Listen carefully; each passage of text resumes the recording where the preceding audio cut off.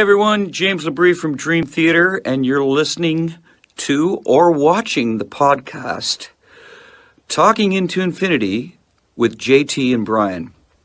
Enjoy this. These guys are extremely informative. I love their dialogue. I love their interpretation of the songs, who and what we are, what we were going after. They're very accurate in their interpretations and descriptions, and I just think this is a great show, and these guys are doing a stand-up stellar job. So once again, enjoy Talking Into Infinity with JT and Brian.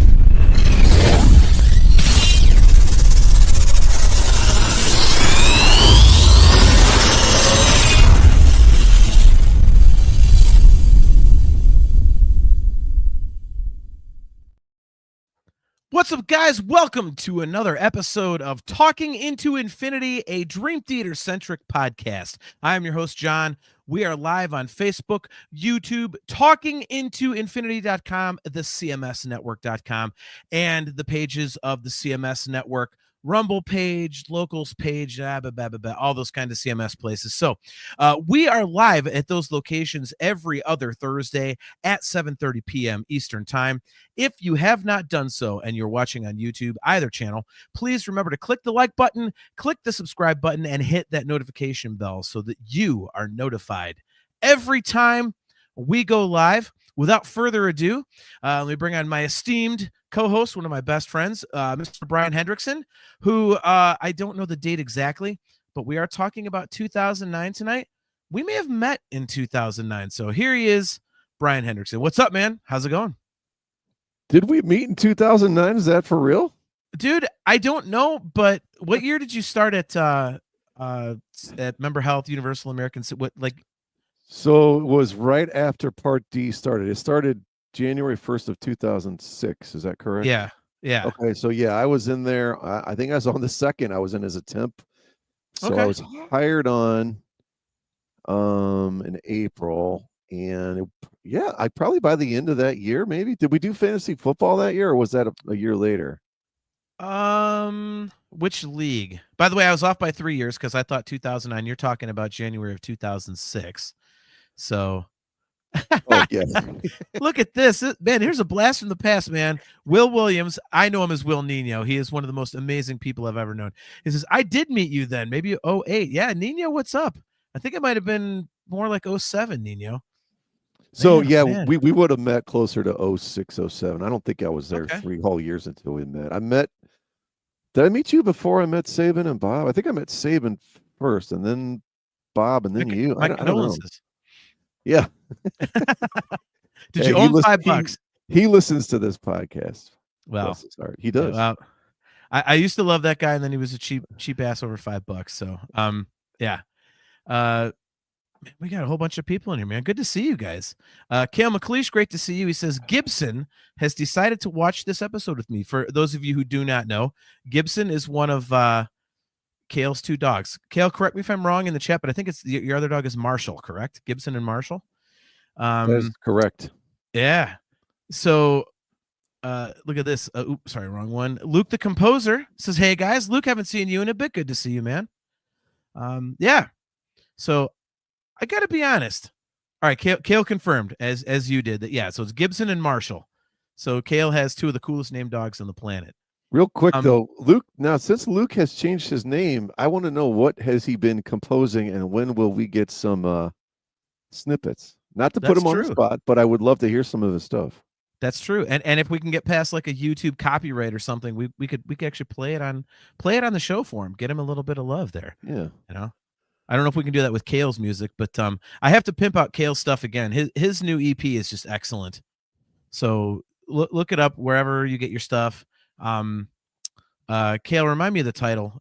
Anywhere but here, something like that. I forget the name off the top of my head, Cale, but put it in the chat, please, because I want to promote it. It's really good. Cale's new EP is really good. He's about to release some more stuff from his band Lines of Conviction. So nice.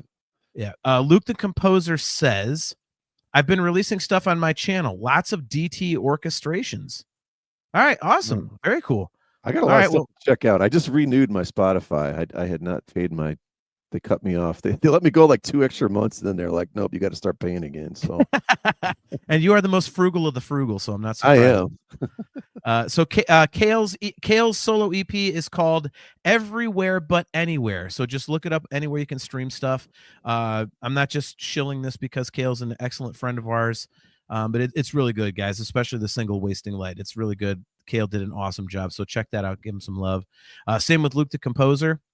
All right, man. So we're talking about 2009, and I have to ask. I didn't ask before we got on air. You usually do this for these episodes. Did you come up with a list of movies that were released in 2009?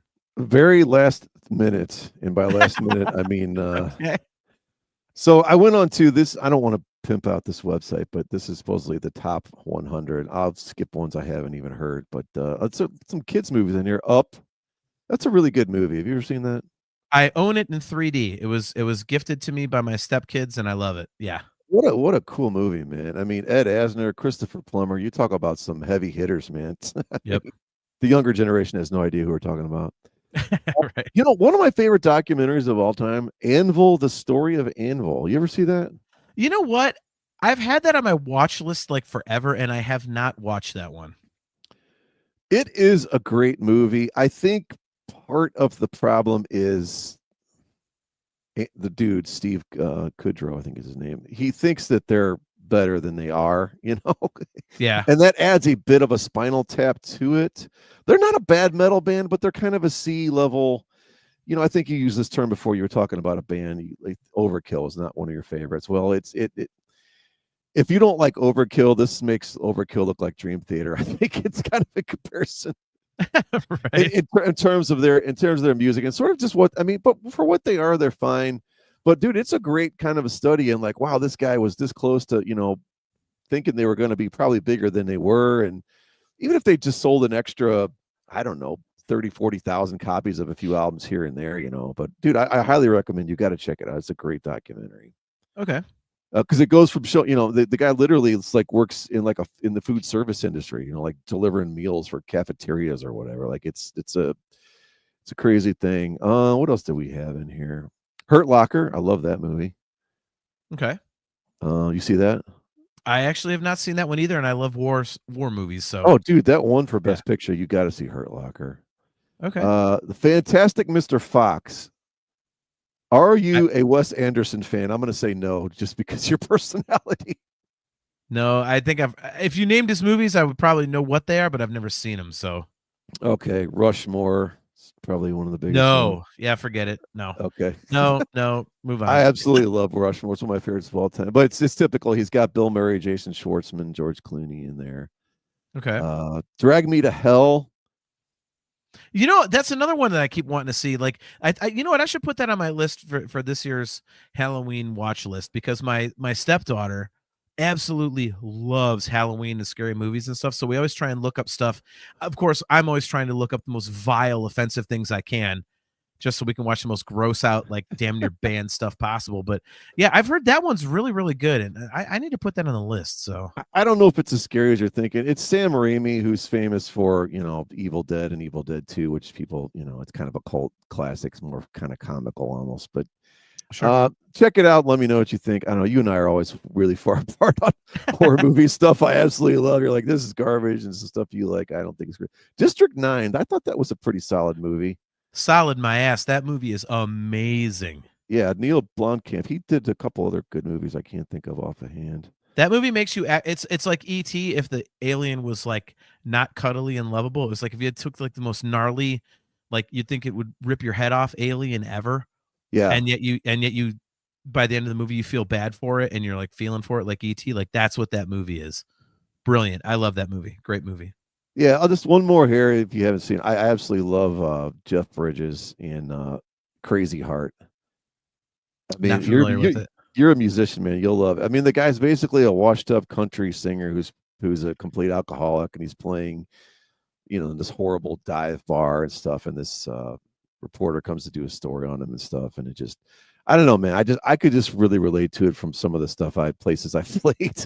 Right. And being in a, you know, a lounge band back in the late 80s, early 90s, playing in these dive hotels. And these small towns in the middle of nowhere and a lot of rednecks, and just feeling like, man, I'm a complete loser for doing this. Right. But I'm still getting paid, and I'm not working a 9-to-5 factory job like a lot of my friends were. So there's that, right? So. Exactly right. Well, I have a movie. It's not from 2009. I'm going to get this out. We're going to spend 30 seconds and then move on to tonight's topic. I'm surprised you haven't mentioned this to me, because you have to run out and see this. Everyone needs to run out and see it. The new Naked Gun movie. It is not a remake. A lot of people think that it is actually a sequel. So Liam Neeson plays Frank Drebin Jr. I absolutely loved it. Brian, I'm telling you, you would piss yourself. I'm sure I will. It is hilarious. It's exactly what you would expect, which is awesome. And so you know what you're getting. Like, 2/3 of it is great. 1/3, and there's 2 spots where it gets really weird. But it's all that. I try to describe it as Airplane combined with the first Naked Gun, but the jokes come a little faster. That's what she said. Right. And but they're also a little more intelligent while still being stupid. Like, it's a little more rapid fire, so you're just like, oh shit, like you almost missed a couple of them. It was awesome. It was exactly what I was hoping for. So while I think it's only in theaters for another week and a half or something, I was looking up showings for next weekend when I'm out of town for 3 days with the band. I better go get out there then before it goes. Yeah. Oh, it's so good. It's so good.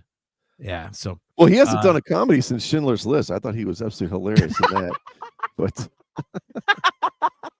wait, see, I wish I was better at these layouts. I could do like a Brian's dumb joke counter, and then with a bing, like a bell sound. Like that'd be the first one of the show. So yeah, definitely go see Naked Gun, guys. It is hilarious. I loved it.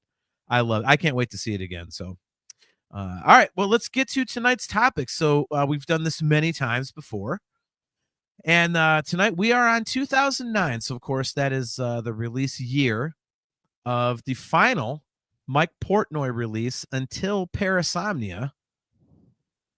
And of course we were talking about Black Clouds and Silver Linings. And I got to tell you, Brian, like, it's kind of interesting because you and I said as the years would get later and later, like more and more current, we would have a harder and harder time finding albums. For this one, I definitely felt that until about the second half of the year. It was like once summer hit, I was like, oh, that one. Oh, that one. Oh, that one. Oh, that one. So I did pick 10, and I know you have 8. So yeah. I will do my 8, and then I have a a kind of a competition between honorable mention, which I think you're going to be surprised maybe at what the competition is, and also you I know which one you're going to vote for. So yeah. Well, full disclosure, I was talking to Bob from the Two Bob podcast. Bob heard about this. He's like, I have no idea what Drake's going to pick. Yeah. I saw 2 maybe. And so he's right. So I'm guessing we're going to get some movie stuff or something, some other movies I didn't mention. Well, I don't know. It's funny you say that, because honest to God, like when once you see my list, you're going to be like, okay, I could see pretty much all of them. Like, honestly, the bands on here, I don't really think there's a surprise in here. Okay. Maybe well, one. I probably did. I probably missed what else there was out there, like I tend to do when I do this. One of these times, I'm just going to have you send me where you get your stuff from. We keep saying this every time. I've literally Googled 2009 albums, and a Wikipedia comes up, and it gives like the month. Well, that's what. Well, I kind of do that, but I don't do it by month, because then it's like too much to look at. So I do like best of metal, then I do best of hard rock. That's why you can't find anything. Well, then I just do rock total. Like, then I don't do a best of. So I kind of. So we'll see what you caught that I missed. I'm curious. See, you do it backwards. I do the 2009 albums, and then I go through that list, and then I Google top hard rock and metal albums of that year. Okay. And then that kind of brings up stuff that I might not have caught. So I see. I gotcha. So do you have your? I always do mine in chronological order, and ironically, my favorite is the last one chronologically, which is helpful. Do you do yours chronologically, or how? No, I don't even care what date they came out, to be honest. All right, that's too much thinking for me. But I do have them ranked according to allegedly, my favorite top. But these were all pretty these were all pretty close. It was kind of like you said. I started out and I was like, and then I was like, oh wow, wait, this one, and I don't think I could have got to 10, but maybe 9. But yeah, I got 8 solid, I think. So I think we're gonna have one crossover. I know we will, but that's it. Okay.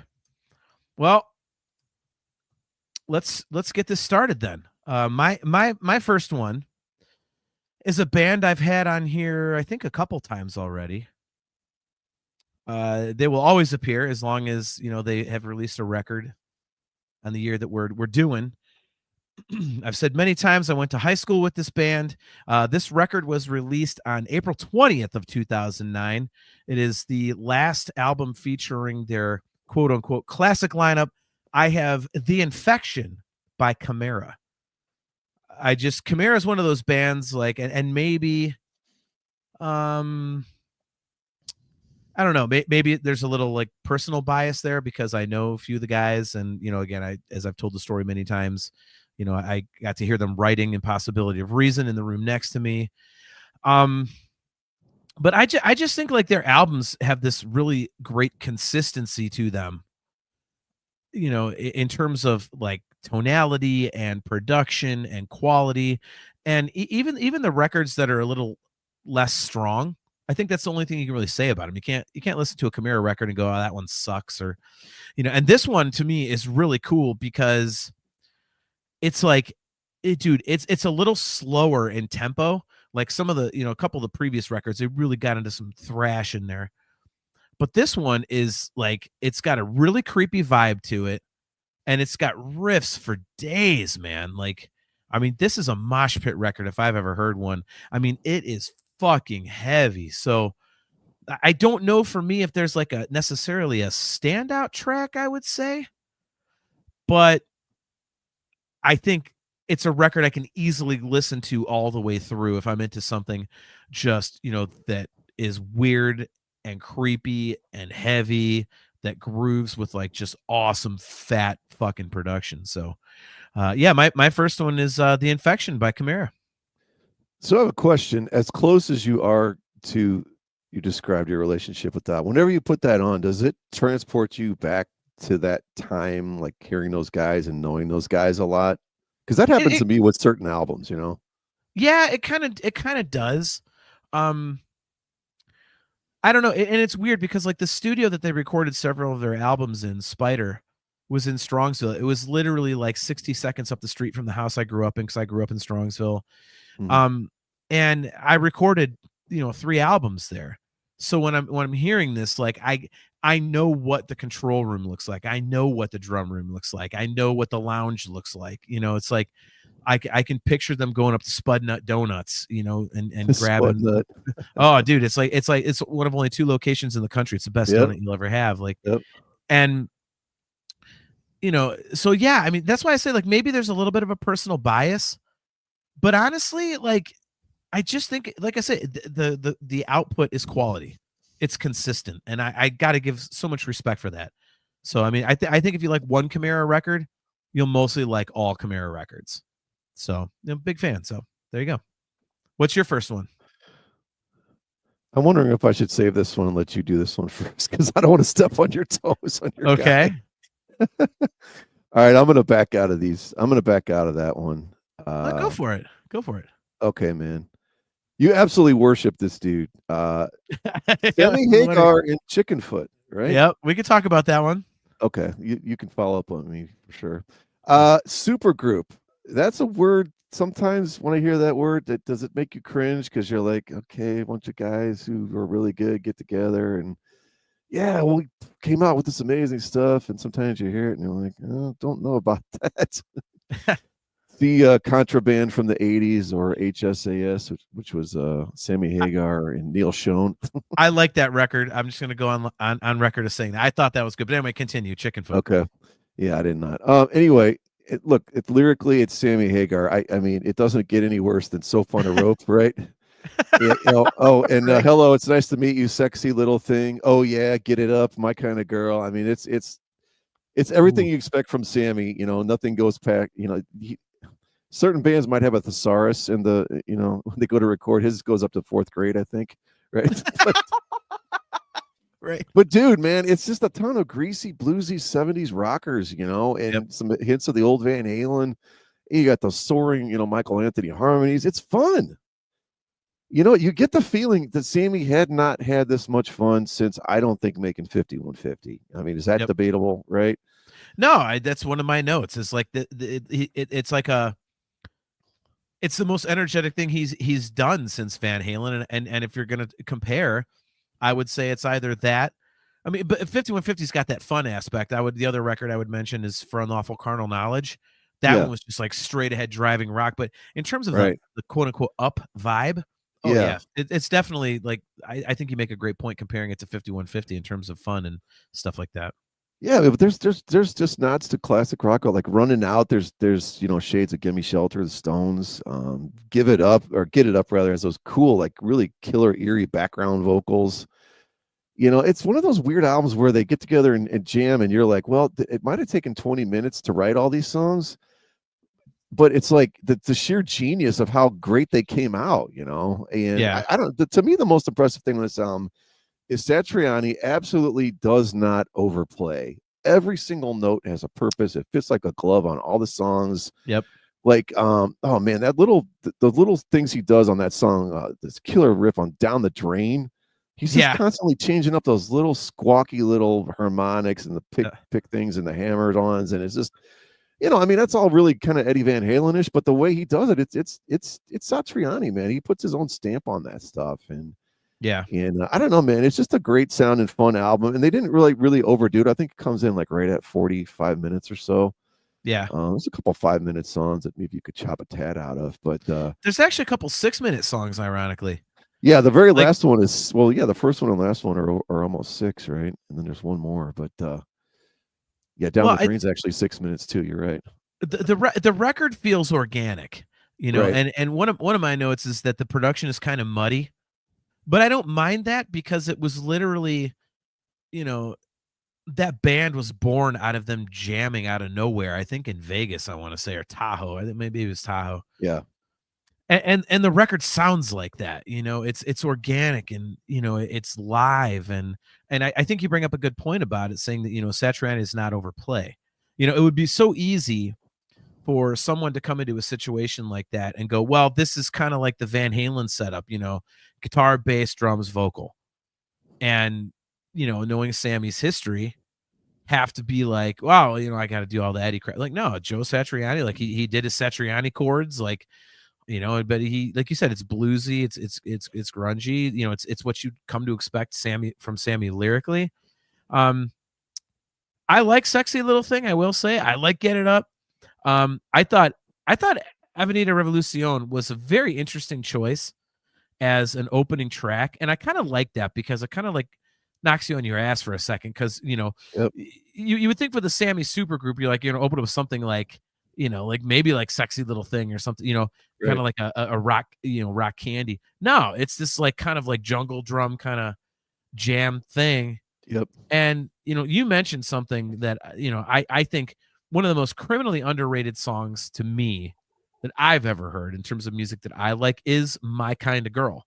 And of course it's, the lyrics are dumb and everything, but that song just absolutely drives. I sing it all the time. Nobody's fool. It's like the big harmonies and stuff. It's just, about a like a soccer mom just having a fucking blast, drinking beers, getting drunk. Right. Like, I mean, it's like, it's quintessential Sammy, but it's a quintessential rock song. So, dude, great choice on that one. I definitely agree. That's, again, Sammy Cheese on 11. Yeah.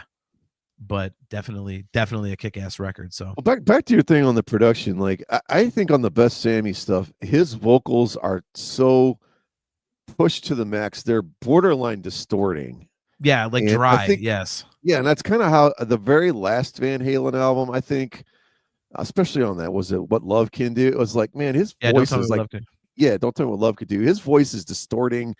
The recording is kind of distorted, but it's so, like you said, it's so organic that you don't want to mess with that, man. Let him go ahead and put everything in the red, just a tad. You know what I mean? Yeah. Like, no pun intended for the Red Rocker, right? But it's like, right. But it's like, man, I mean, there's something to that. Like he's one of those few guys where you're like, yeah, it's damn near distorting, but it sounds great. No, I completely agree with you. His voice, I mean, his voice always sounds great to me. I'm a huge fan.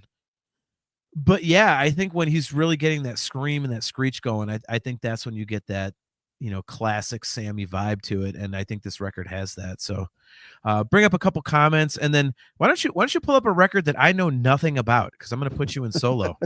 Okay. All right. So Kale says his are just ranked within my list. So 13 out of 13. He's got 13 records. So last on his list, but in his top 13 is OSI Blood. Aaron Taft, great to see you, brother. He says 2009 frickin' sucked for music, at least for me anyway. See, Aaron, this is why we do this, because you find stuff you're like, oh crap, there actually is things that I like. Chastity Crawley says, I got a guilty pleasure one. I kind of have one of those too. Luke the Composer, this is, yeah, there aren't really a lot of albums that came out in 2009 that stuck out to me. By the way, if you look up Discord, I am awful at this, so if I'm screwing this up, guys, if you look up Talking Into Infinity on Discord, Luke is over there sharing some of his compositions. So look it up and go. I don't know if I have to accept you guys or whatever, but yeah, Luke is sharing his stuff over there. So, all right. So Brian, pick a record that I know nothing about. Let's see what you got. I have Crack the Sky Mastodon by one of your all right. It's one I need to listen to, but I don't know anything about. Okay. Mastodon is one of those bands where if you ask the hardcore fans their favorite album, you're probably going to get 5 different answers. I don't know if I consider myself a hardcore fan, but I've seen them twice, and everything I've heard them do, I think is great. I mean, this is a 50-minute sludge fest, riffs, power drumming. It's one of those bands I still think to this day, if you're into this type of music, you need to listen to with your headphones. You catch all the nuances, especially if you're into guitar riffage and the odd time signatures. Oblivion, it's just one of the standard dissonant minor, key things. It's a behemoth 6-minute opener. It's everything you either love or you hate about Mastodon, and we get it right off the bat. And Divinations, I love the vocal on this one. The last thing this band does is standard vocal melodies. They do all kinds of, I don't know if you call them avant-garde, but it's not your standard vocal melody fare. They're just able to weave their own separate melodies on all these great songs. I was lucky enough to see the 11-minute 4-part opus that is The Czar. If you're a Led Zeppelin fan, the keyboard intro on the first part of this, called The Usurper, reminds me of back to 1982 or so. They put The Song Remains the Same movie back in the movie theaters. I think it was went in a few times. I got to go see it. There is a huge nod to the song No Quarter, the way this starts out. And there's a great chorus. They keep going throughout the song where they say, don't stay, run away. It's really kind of hypnotic. I saw something online where they referred to it as space rock. I guess you get a little bit that. I've never done acid before, but I'm guessing this would either be an amazing song to do it to or not, because you're probably going to melt your brain and have a heart attack or something. Part 2 or 3, Escape, goes into this brutal thrash part. There's this galloping riff. Then we mellow out again. In part 3, it's called The Martyr. I don't know. At this part, it's like we're not doing acid anymore. Now we're going to do mushrooms, I think. But they go back. They revisit the main theme, the chorus, so that this "Don't stay, don't run away." It's just this really haunting vocal line. And anyway, after that, one of the best songs they have is called "The Ghost of Carolee." I don't know how you say this song. It kind of sounds like if Adrian Smith had taken some of that acid or those mushrooms when he was composing Wasted Years. The same it's a take on that riff, but then it goes into this 5 minutes guitars of just dizzying, just spiraling all these multiple directions, and it's really starts to take on a almost a Petrucci heavier, darker type feel. You see the shades of when Petrucci goes on those I don't know if we call them guitar tangents, where those themes, right, but they all keep they sort of keep evolving, but they keep coming back to this thing. Right. I don't know. It's one of the few bands that's not named Dream Theater where we're getting 7 songs and it's over 50 minutes. The last song is called The Last Baron. It's 13-minute epic. It's all over the place, dynamically, rhythmically. And everything this band does, it leaves you kind of physically and mentally exhausted. But for me, it's in a good way. And I don't think there's any ground when it comes to Mastodon. I think you're either really into this band or you don't want anything to do a run as far away as you possibly can. And I've been on record as telling other people this before. This is not a band. If you go see live, you're going to lock in just because it's so different, especially what they do vocally. And you know how it is when you go to a live show, trying to pick up what the guitar's playing. If you don't know the songs and you're like, wait, what is this riff doing? This sound's not always great.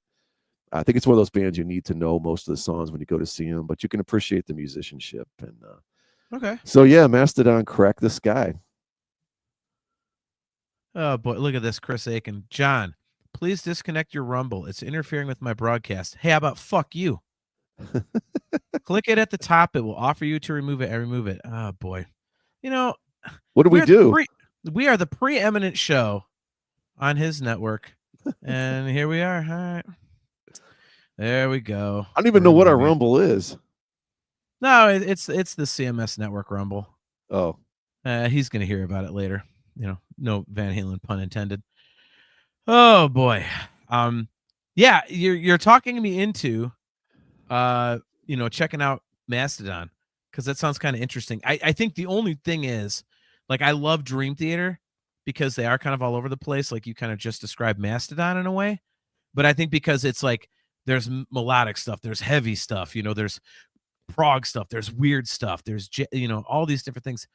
I think with a band like Mastodon, I feel it's all kind of going to be like more on the heavy end of things. So I don't know if I'll gravitate towards it as much as I do something like Dream Theater. But we've talked about like best metal records on this show many times, and this one always seems to pop up. So when I saw this on the list of records released, I'm like, God, I got to listen to that. So, speaking of albums that people should listen to that are heavy, and I think this one has been really overlooked, but I think especially with recent events, should not be. This is an album that I discovered by watching the Ronnie James Dio documentary with you in the theater. Because of a song called Bible Black, which is unfucking believably awesome. This is Heaven and Hell's The Devil You Know, released on April 24th, 2009. I think this is, first of all, the bass tone on this record is awesome. It's got that classic Tony Iommi guitar sound, but they fattened it up because he's always had that, 8,000-year-old Gibson SG that's beat to shit, and it's got the tone's always been like a little thin, which is his signature. But someone put some nuts back into it, so you've got that in there. The opening track, Adam and Evil, is excellent. This is like, it's very evil, very like kind of like Doom-ish. It's kind of like, that classic Sabbath sound riff wise. And there's a couple songs that kind of kind of the upbeat stuff, but a lot of it like the really sludgy Sabbath thing. And man, Ronnie James Dio, it's the last album he recorded, still sounds like a million bucks. I mean, this is just like, it's something I never thought I'd really get into, but when we were, dude, I'll never forget how I found this album. You and I had gone to the theater to see that Ronnie James Dio documentary, Dreamers Never Die, which if you guys have not seen, holy shit, go watch it. Try and find the director's cut, by the way. And Sebastian Bach was in there talking about Bible Black. He was like, this is the heaviest thing ever, man, like doing his Sebastian Bach thing in his house. But I was like, I got to look this song up. Like, is Sebastian full of shit and God damn, that Bible Black song, it kicks. Oh my God, it kicks ass. And so I was like, I should listen to the rest of the record. And it's one of those things, like, this is kind of a theme with my list, by the way, Brian, is I don't know if a lot of the stuff that I have on my list necessarily are loaded with hits, but they're records that you can listen to all the way through. And there's consistency there. So you might not be like, oh, there's this big old hit that everyone knows, like, but every song is good. There's not like, oh, this song sucks. Like, there's not really skippers. So I think this is one of them because like it's just if you're into this kind of classic Sabbath sound but with modern production, and I mean, I think this is definitely a record. If you haven't checked out, you should. And I love that it goes back to that early Sabbath, like really kind of like doom sound. There is nothing up on this record.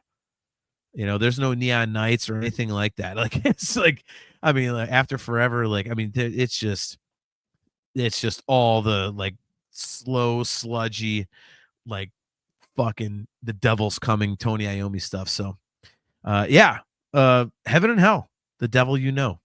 That's the next one on my list. What do you got? By the way, the chat's going crazy, man. I should learn how to do this on this. Like, we can now bring up the chat on the screen as it just scrolls. I got to learn how to do that because everyone's having discussions in the chat, and it's fucking great, man. So just so you guys know, I am keeping an eye on the chat, but you guys are just doing a kick-ass job. So actually, Kale McLeish caught this one. Says The Devil You Know is number 7 on my list out of 13. So there we go. Awesome. All right, so what's next for you, man? Did I seriously miss, is Kale correct, 21st Century Breakdown? Green Day? I absolutely love that album. Well, there's your honorable mention. Good Lord. I got to do, but all right, next time I just got to do what you said to do. How the hell did that not come up under rock albums? That might not even come up for me, actually. What the hell is that? That's to me one of the greatest double rock albums I've ever heard. All right, well, put that on honorable mention. All right. Yeah, let's go to let's see here. So I'm all out of order, so I'm confused now what to do. I'm not going to take this one. I'll let you do this one. If you don't do it, then I'll save it for my last one. All right, let's go to Alter Bridge, a band you absolutely love. AB3. I don't look, dude. I don't hate them. I'm just not interested. I know that's almost worse than hating him sometimes, isn't it? Indifference. Yeah, indifference is worse than hate because indifference means you don't even care enough to hate, right? No, that's okay, man. It's totally fine. You know, the funny thing is okay. I was talking to Bob again from the Two Bobs Cast Heard, and I think we agreed this is the weakest of the first 4 albums they did, which are all kind of grouped together, and then they sort of started doing other, even though they kept making albums, there's kind of a cutoff to where but it's still a great album, man. I mean, you're getting called out. Kale says, AB3 came out in 2010. I don't think that's right. I have to admit, I did not see this on the list. So it's time for a Google. I'm going to use what it. What year did Alter? No, you can't. Did Alter Bridge 3 come out? I pulled it off of Wikipedia. October 8th, 2010. You're almost a year behind. Are you sure? Yeah. All right, hold on. All right. You know what? Next time I'm sending you the web links to stuff I'm using. Oh, recorded December 2009. Oh, my Lord. Dude, you're supposed to be the smart one on this show. What the hell are you doing? So anyway, Alter Bridge 3, the recordings of it in October. Dump out. Damn it. I hope I didn't mess this other one up because I got conflicting information on this one. Wow. All right, read something read something in the chat real quick while I look this one up. Luke the composer, I'm enjoying every second of this. and Kale says, dude, I know you're incorrect because of my number 1. I have to say, if there's one thing that we've learned in the almost 4 years we've been doing this show, if Kale says it, it's correct. Yeah. I will give him all credit in the world, man. That guy knows his shit. So well, if anyone says it other than us, we know we're wrong. But yeah, right? Kale is always right too. Yep. All right, this is the one I had to double check. Okay, we're gonna go with Kill Switch Engage. Okay, there we go. Self-titled. John, do you want me to go on my rant again about self-titling an album? Well, I think you should, but also explain why they have 2 self-titled records. That's where I'm going. How the hell do you keep them apart? That's beyond lazy. It's bad enough to self-title one album. Hold on. Hit pause. And this is not me taking a piss, which the last solo layout was. Right, I forgot I'm to put pausing. the thing. Okay. I'm going to put you in solo because on my nerd show, Nerf Herder Council, Yeah. whenever one of us is ranting, we go into solo because it deserves a solo layout. So do your rant. Okay. Here's your rant. 3, 2, 1, rant. Okay. First of all, it's almost never okay to self-title an album. Okay. It might be okay to do it on your first album. Album 1, you don't have an idea of what to come up for a title. If you use the band name, it sort of further ingratiates the band name, gets it out there in the atmosphere, right? You don't do a second self-titled album that's only like 2, 3 albums later, 4 albums later, whatever the hell this one is. I think it's 5 albums later, actually. You don't do that. It's very, very, very confusing. As John said, it's confusing and it's lazy. And it speaks to the fact that I guess there was a lot of trepidation on if they were going to finish this. Howard had lost a lot of interest, didn't seem to be wanting to do it anymore. And that's when they finally went and brought Jesse back to the band. But yeah, I think it really hurts what actually is an actually really good album the more and more I listen to it. I think this has been crushed by the fact that it is a self-titled. And it's also been crushed by all of the backstory for what they were going through with Howard. But the more I listen to this album, the more I dig into some of the more obscure, the later songs on it. This is an absolutely great classic, and it's a great last album for Howard to be on. All right. I think I need to teach you how to rant, but well, I didn't really have that much to go into on a rant, so Kale will get it. Anybody who's watched the Nerf Herder Council knows, like when I rant, there's a way to rant. But anyway, I don't have a problem with the self-title thing. Tim Morgan, by the way, great to see him. He says, somewhat tolerable, Brian. An awesome quote for the last cast. Use it. And then Kale looking and posting up. He said Van Halen had 3 self-titled. And then Kale says, quote unquote, if Kale says it, he's usually right. Van Halen 2, and Van Halen 3. They're 11th. Kale, you know that there are ways to get permanently banned from the chat. We haven't mentioned that in almost a year. You're getting that close. And there we go. Luke, the composer, he knows. John's rants are epic, by the way. Yeah, if I'm going to get pissed, I'm going to get pissed. Yeah, I don't necessarily agree with you with the self-title thing. I'm like, okay, like I'll deal with it. Like the album title is not like, I mean, think about this. If Operation Mindcrime was titled Queensryche, would we be throwing a fit? Like, if 1984 was titled Van Halen, like, no, like, but I will say having 2 self-titled albums, that is I mean, like, I hope there's interviews out there where they explain why did you do it again? Like, hopefully there's like, they had some awesome idea of like, oh, the fans are going to know this or they're going to know that. Or like, it was a fan thing, like a deep cut thing. You know what I mean? Like, because if not, it's oof. Chastity Crawley, by the way, she says rants are a good way to vent. They are today's soapboxes. I would love to agree with you, Chastity, but mine are generally just me screaming about shit.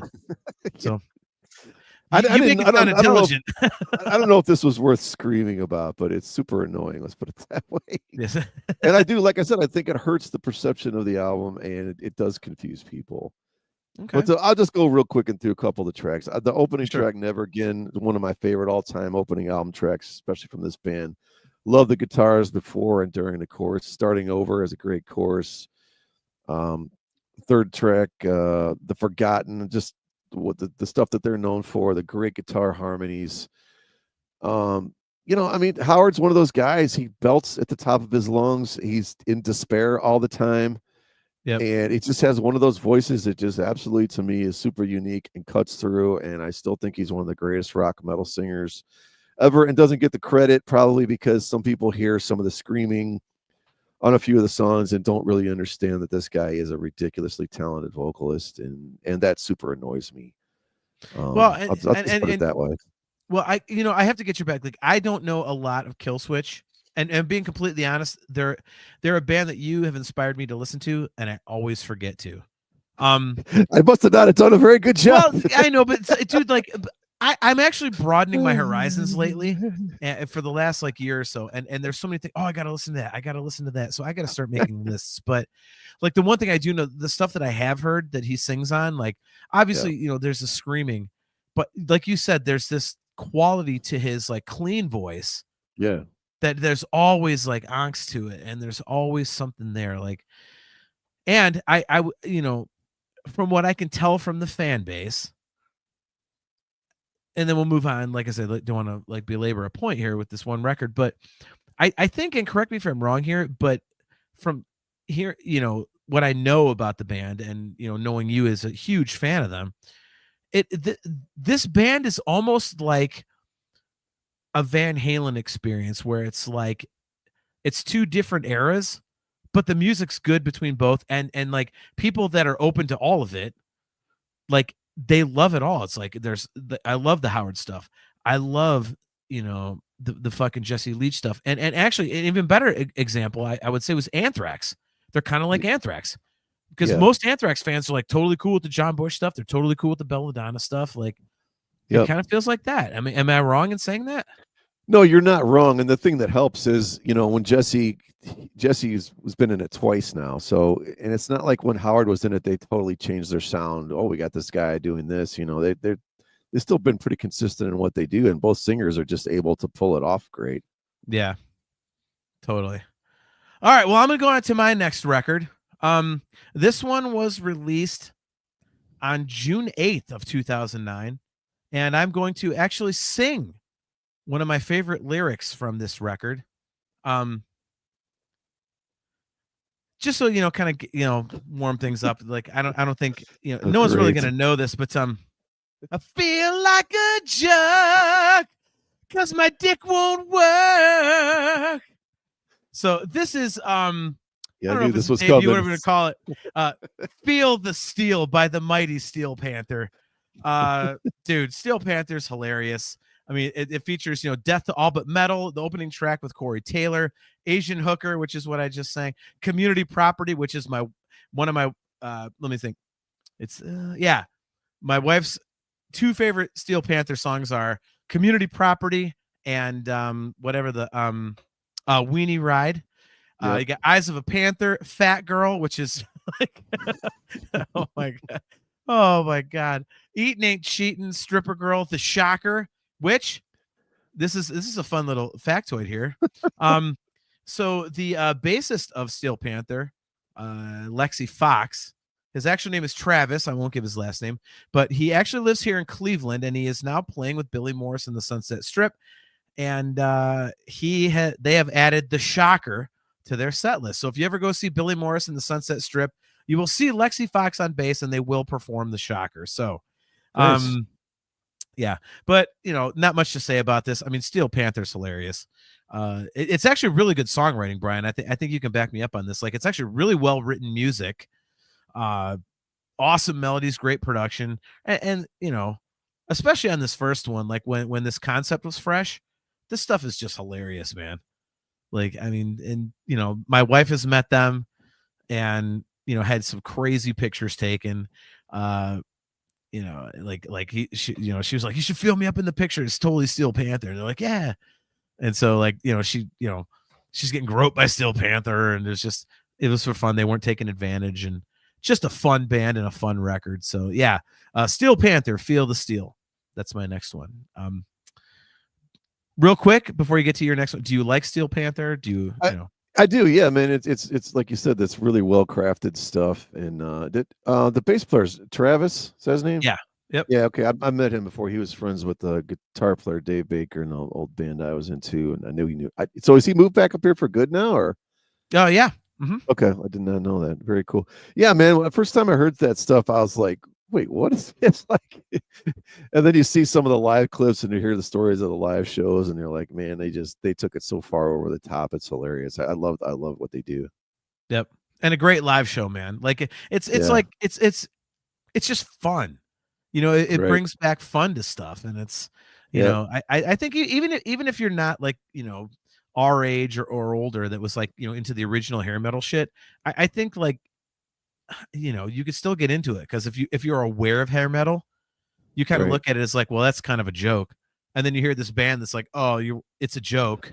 Yeah. I mean, it makes it fun. So I mean, I think it's a great concept. I mean, So. 99% of that stuff now in hindsight, as really any era of music, right, deserves to just be absolutely annihilated. I mean, Exactly. we're going to look back on even the stuff that we, I know it's sacrilegious. You can't make fun of Dream Theater. Trust me, it's going to happen, right? I mean, not to mention all the nerds like us that listen to it. I mean, if that doesn't beg to be ripped on nonstop, I don't know what does, Yep. But that's the good part, is we can take it. We understand it. We understand the parody of it. Yep. All right, man. So what is next on your list? All right, I'm going to go with 2009's AB3 by Alter Bridge. Nice. Yes, I don't believe Kale. No. All right, I might be taking one of yours here, but I don't have a choice now because I'm kind of out of them. I'm not out, but I'm down one. All right, man. 2009's. Please God, I didn't double check this one. Endgame Megadeth. Am I safe on that? That's on my list. Yeah, it's Okay. September 15th. Okay, good. Man, I mean, Dave was like back on this album after I thought, I don't want to say missteps, but maybe not all that inspired. But dude, that opening instrumental, that was a Dialectic Chaos. Yes. That 225, man. I mean, killer guitar harmonies. There's some nods to Iron Maiden in there. I mean, I think it's the best shredding we've heard from Dave.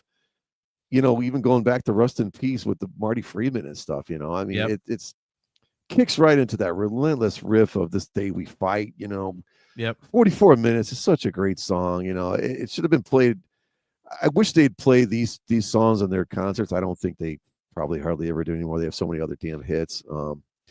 We've talked before about, the best Dave is that evil Dave narrator, he does that to perfection on 44 minutes and even into that 1320. It's like, I don't know if we need a song about drag racing, but if we're going to we might as well have, the evil Dave narrate the lyrics, Yep. I take a few points off for Bite the Hand. Like, we've got to that can't be allowed ever to be a song title anymore. Bite the Hand or Bite the Hand that feeds, any of that. Like, right. I've annihilated Kill Switch for doing that. Trent Reznor did it. It cringe when I hear that. Bodies, I like that song, man. It's kind of the bastard child of what, like Symphony of Destruction and Trust, right? Yeah, pretty commercial. Yeah, but anytime, I think the best Megadeth stuff, and it goes back to the Peace Sells, is when Ellison's bass really kind of drives a song, even if he's just chugging out eighth notes. You know what I mean? Like, those are the ones that, like, and the guitar kind of comes in a little bit later. It's a little more open on guitar, you know what I'm saying, as opposed to just chugging away nonstop on the riff. But that's always a good sign. The title track Endgame, we could probably get rid of about 90 seconds of that. Sometimes sometimes stuff, notes, yeah, sometimes stuff goes on a little long.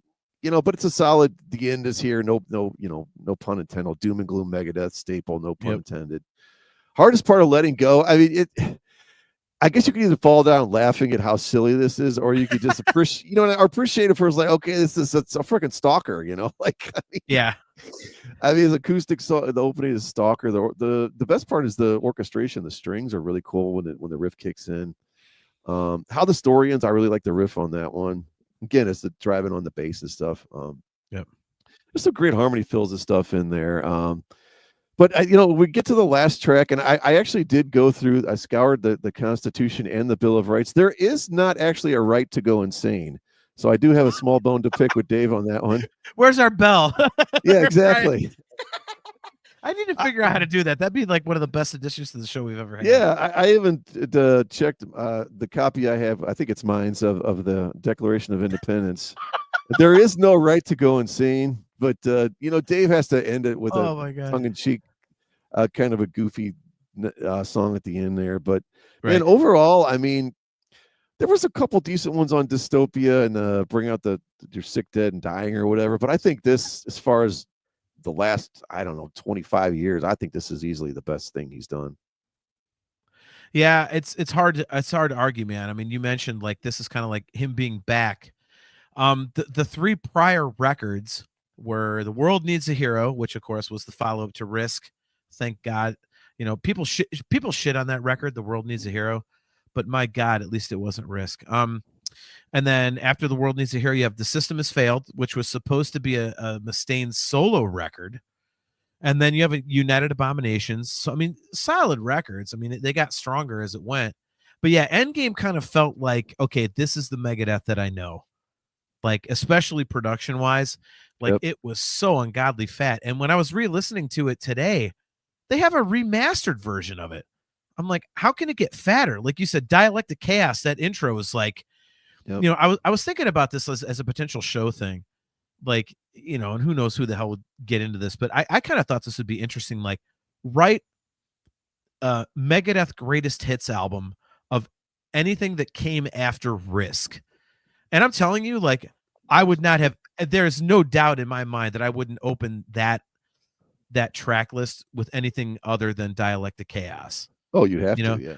When that kicked in, I was like, holy shit, that's what I want from a Megadeth record. And then especially, you know, This Day We Fight being the next song, you know, it's kind of like Take No Prisoners, you know, on Rust in Peace. You're like, what the fuck? And, you know, it's going to sound horrible to phrase it this way, but the rest of the record is downhill, but only because if you're expecting like 80s Megadeth, you got it for the first two songs. Then you get kind of like a little bit of that, but then like kind of like the Countdown to Extinction Megadeth for the rest. But yeah, 44 minutes is cool, like goofy lyrics, but it's also kind of cool because it's like, you know, versus AR-15, cops are here, like,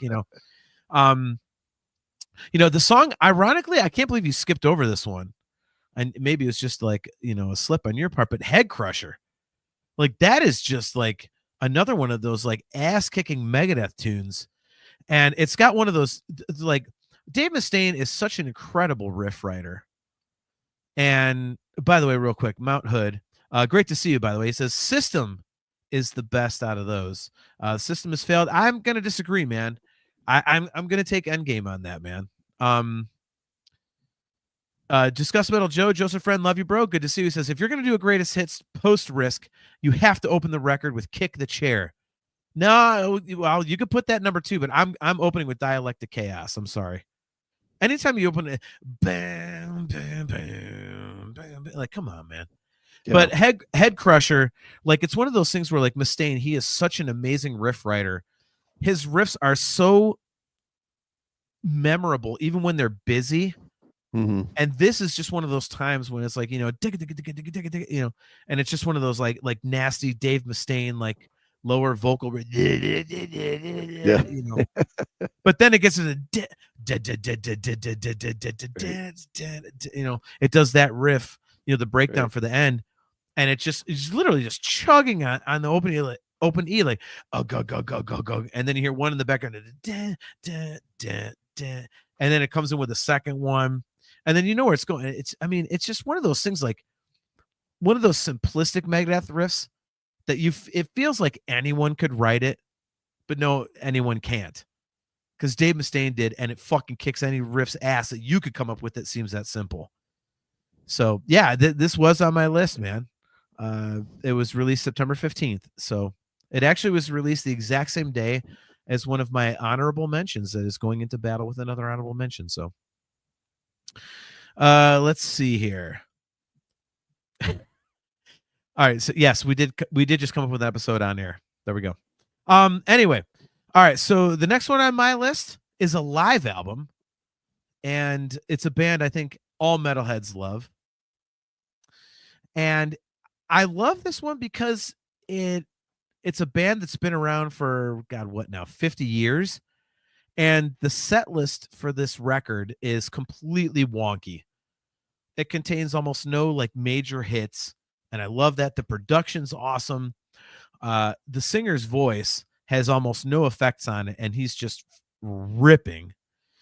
This was released on July 13th of 2009. It is A Touch of Evil live by Judas Priest. And I mean, this really, Brian, I don't know like how big of a Priest guy. I know you like that kind of stuff, but dude, this set list, I know you know them more than I do. So, yeah. I mean, it's got Painkiller, which anything with Painkiller for me is cool.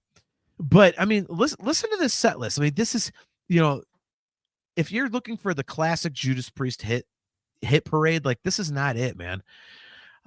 Judas Rising, Hell Rider, Between the Hammer and the Anvil, Riding on the Wind, Death, Beyond the Realms of Sleep, or whatever. Dissident Aggressor, A Touch of Evil, Eat Me Alive, Prophecy, Painkiller. I mean, like those are not like, you don't have Grinder and Green Manalishi, Electric Eye, like, and I love that, and it's the first live record they put out after Halford had returned. And rather than doing the, hey, know all the songs that you love and you've heard a million times, well, here's Rob doing them now. No, they were like, no, fuck you. Here's some deep cut shit. Like, and that's awesome. And it sounds great. Like it's very raw. Like it's a great record, man. If you're into live albums and if you're a big Priest fan, like I would assume that, really hardcore Priest fans would really get into it. Because I know for me, like, the last Van Halen tour in 2015, when they busted out shit like Drop Dead Legs and Dirty Movies and things like that, like when you're a hardcore fan, you want to hear something other than, as a Judas Priest fan, like, Another Thing Coming and Breaking the Law and all that kind of stuff. And at least on this release, that's what they put out, which I think is awesome. Cale McLeish, thank you very much for mentioning it. He says, in a simple rhyme. Exactly. Yes. I loved that on the 2015 tour, man. Yes.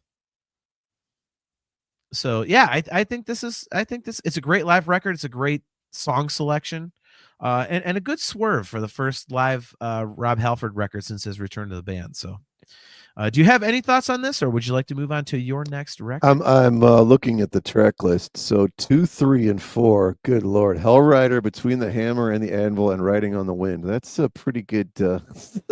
Right. That's Right. not a bad 3-song. Judas Rising is pretty good too. That's a good 4-song.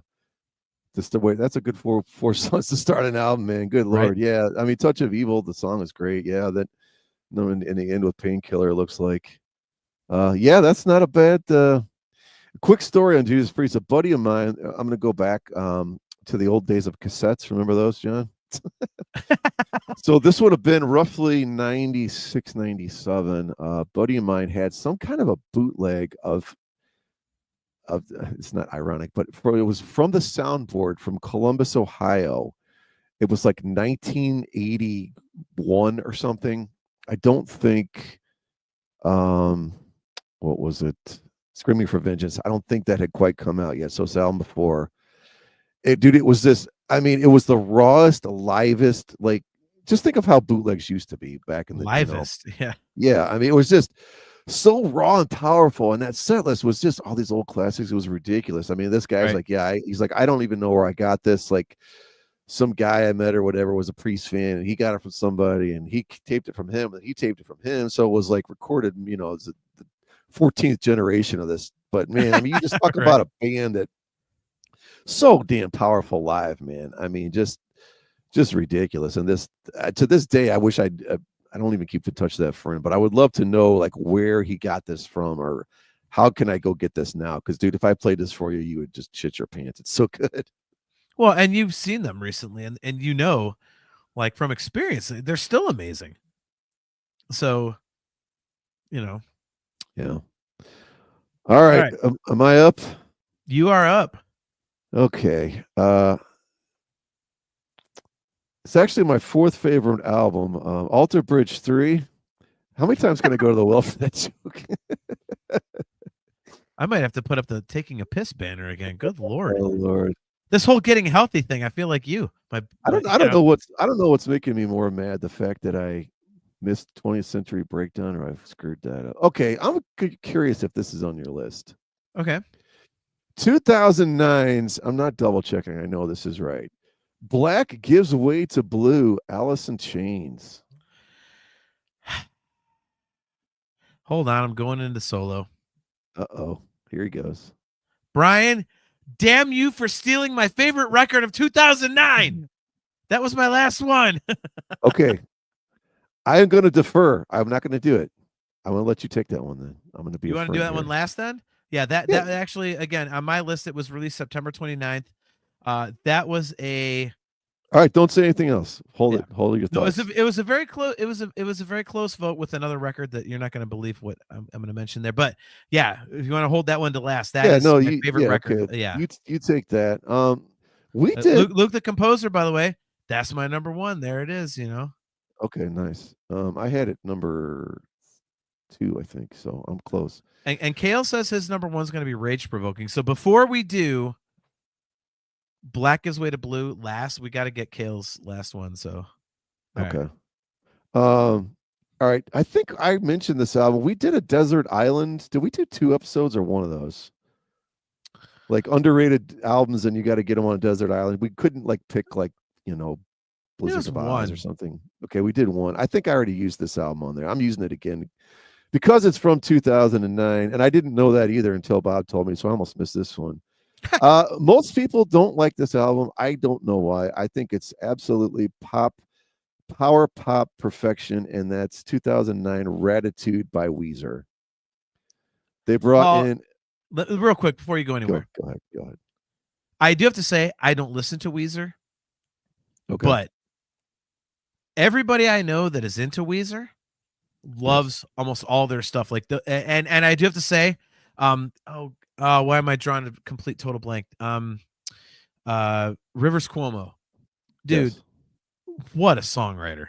What a songwriter! And he gets no credit because he plays in a like when people think of Weezer, they think of the Sweater Song or Buddy Holly, but it's like, right. At least from what I can tell, and correct me if I'm wrong here. I'm pushing solo here in a minute.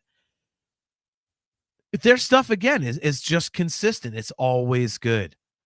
Yeah. And in terms of musicianship, all you gotta do is look at their cover of Africa by Toto. Like they went toe to toe with Toto. You know? Toe to toe, Toto. Like there's a statement I never thought I'd say. But yeah, like I mean, Weezer I think is more than just what people think of them if you're kind of like a peripheral listener. So talk a little bit about that real quick. And then, because I think this is a great choice. Even though I don't know Weezer, I'm assuming it's a great choice. So, yeah. Well, they brought in who is considered the master of this, I guess, what you call power pop. And that is the one and only Butch Walker. I don't know how much you've ever listened to the Marvelous Three or Butch Walker's solo stuff. It is a clinic in songwriting. It's like a harder rock version of the Beach Boys. Butch Walker's amazing. Yeah, it's like a hard rock version of the Beach Boys, almost the stuff he's able to do. And there is a lot of Beach Boys is kind of stuff on this. Sort of brings you back to the 60s, 50s almost. Very first track, if you're wondering if I want to.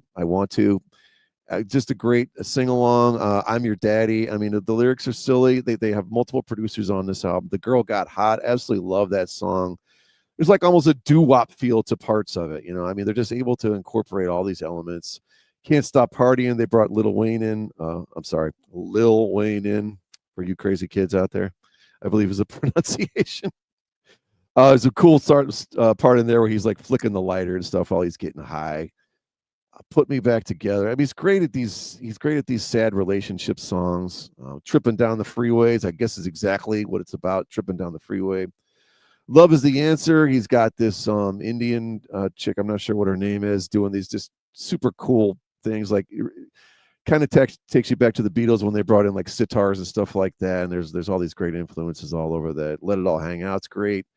In the Mall, just kind of a dumb, Weezer almost punk song that took 5 minutes, but it still works. And I mean, I just love everything about this album. It just feels like there's one hit after another on here. It's just all super fun. And you're like, man, I bet if I was sitting, with an acoustic guitar or my piano, I bet I could literally pick up and play, 6 of these songs and play them in like 5 minutes. And that's not a knock. That's actually insanely hard to write songs that are like that, in my opinion. Yep. And man, I mean, it's just a super fun album. And like I said, some people think that because he brought in all these producers, stuff is overproduced, but he's going for a certain sound on almost every one of these. And I think that a lot of that has to do with Butch Walker being involved. And man, it's just a great, I don't know if this word gets used too much or people know what it means, but to me, it's just great power pop. I mean, there's there's just a great, you're just singing along to every song. You think you can play every song. You can't. They're not that easy. I'm sort of exaggerating a tad here. But man, it's just songwriting 101, and how can I make something fun that chicks are going to sing and start dancing to, right? Like both all at once. Yeah. You know what I mean? It's just got that vibe Right. to it to me. And yeah, I love this album. I go back to this album a couple times a year. Usually put it on front to back, and just to me, it's very overlooked. Well, and I think you really hit on something there in that it is difficult to write riffs that sound so simple but are so kind of universal. It's like, I mean, people give Kiss so much shit, but it's so simple, it's so dumb. It says, okay, well, you do it.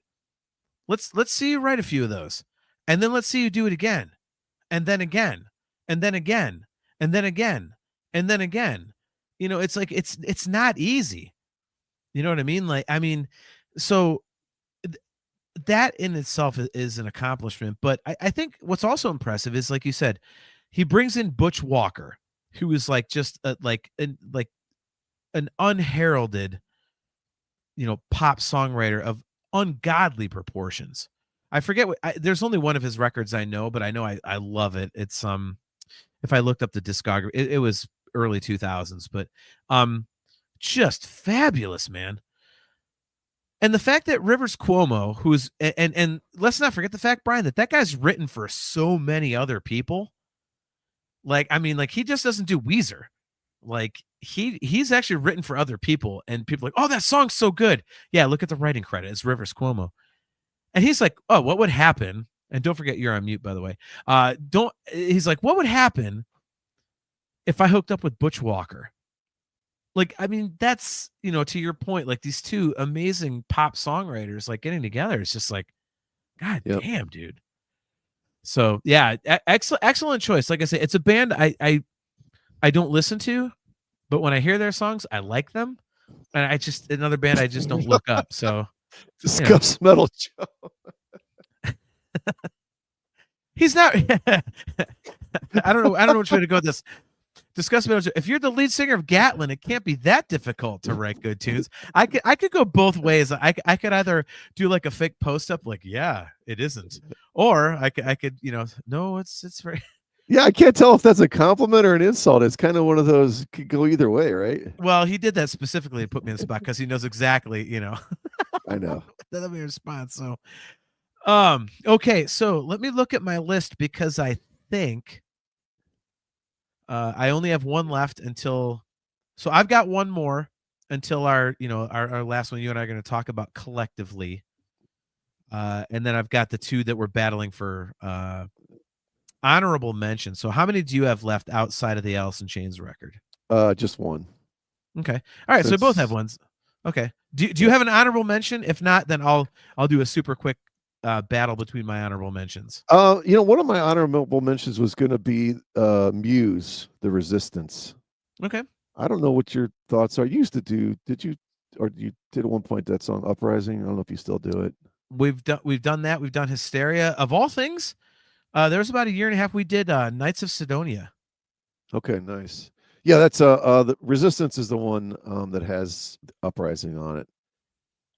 I think it's one of those bands that kind of gets forgotten sometimes and how good they are, and just a powerful live. And that album front to back, man. I mean, Uprising to me is still, every time I hear it, man, I just like that keyboard starts getting inside my brain, and I don't know, you start wanting to shout the chorus out and stuff. I mean, it's a great song to put on your list if you're into running and stuff, man. And I've always loved the guy's voice. I think the way he uses the guitar and the keyboards and balances them in there, and they're just, I don't know, they're a band that's, people kind of say, oh, they're a lot like Queen. I'm like, they're really not, man. There's Queen influences in there, but they're totally their own. They're totally their own thing. It's like to me, like, and I don't like that band at all. I've performed a few of their songs. It's totally just not my thing. Right. But it's like, I always, when I think of that band, I think of Digital Groove. Yes. Yeah. So yeah, there's a maybe a sterileness there, I think, that someone like you probably doesn't like. sterility, I guess is the word. No, but either way. But yeah, but it's a processed kind of sound they have, right? But I think there is a lot of human emotion behind it, and I think there's a lot of talent and a lot of really good songwriting behind it too. So yeah, it would have been Muse. That would have been my my outlier there. Okay. Yeah, not a fan, although I've seen a bunch of their live stuff because my drummer, brother, believe me, loves that band. He's like, he's into so many different things, but he's into stuff like that. He'll go, you know, Believer, Imagine Dragons. Like, listen to this groove. Right. And I'm like, dude, that doesn't fucking groove. Like, listen to fucking Unchained, man. Listen to like, Head Crusher. Like, I mean, it's like our definition of groove is, I think of groove as Pantera, and he thinks of groove as, like as a digital stuff. Like, but he's much more open-minded than I am, as most people are. So, all right. Hey, Cale, don't forget that your number one is going to go right before we do Alice in Chains. So I have a battle here for my runner-up, or honorable mention, I should say. I think it'll be interesting to see, Brian, where you go with this one, because I think I know exactly where you're going with this. But this is a band, and a former member of the band going head to head. So one record released on October 6th of 2009, one record released on September 15th of 2009. And ironically, the band is one of the biggest on the planet. And yet the guy who used to be in the band, his album, I think, has better production. This is Kiss Sonic Boom against Ace Frehley Anomaly. Wow. And I just lost a bet with Hurt. I said in a million years you wouldn't have this on here. He's like, I wonder if he put Sonic Boom on there. I said no. Well, when I first listened to it, it was kind of one of those, it's a Kiss record, cool. And then the Ace Frehley record, I completely forgotten about Anomaly. And I listened to him in the last few days. I'm like, God, this is kind of like the Kiss solo records in 78. Ace just smokes Kiss, man. Like, honestly, if you go back and listen to them both, the production on Anomaly is better, to me anyway, than Sonic Boom.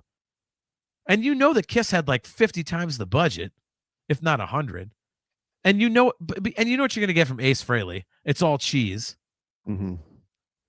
But it's good cheese. Like, it's heavy. It's like different. It's Ace Frehley. I'm gonna sing like Ace right now. Yeah, I'm doing a podcast. So I just hit Ace Frehley's highest note in the last 40 years. Like, but you know what? It's like comfort food, and it's good comfort food. And even if you take their careers in total, Anomaly as an Ace Frehley record is a better Ace Frehley record than Sonic Boom is as a Kiss record. Would you agree or not? Well, do you not remember the conversation we had about Sonic Boom when we both worked at CVS? I remember you hating it. I don't remember it specifically, but I know you hate it. No, well, we went back. We both were just like making fun of it. Like, okay, this sounds like if like you and I were trying to make a Kiss album, and sort of like being funny about it, but trying not to be super, the whole danger me, danger you, danger us.